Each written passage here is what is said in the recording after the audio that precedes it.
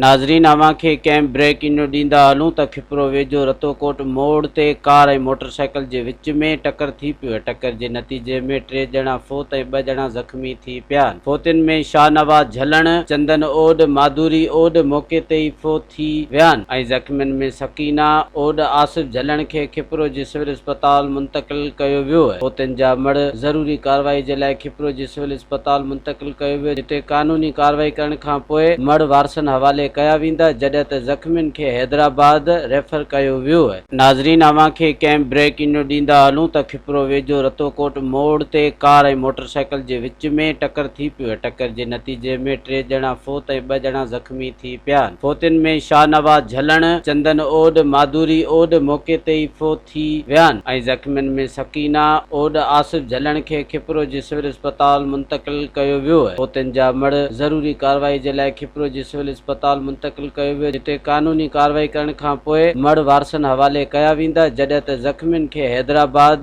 Refer कयो वियो आहे। मज़ीद ख़बरनि ऐं तफ़सीलात लाइ विज़िट कयो असांजी वेबसाइट www.awamiNewsHD.com ऐं ॾिसंदा रहो अवामी न्यूज़ HD।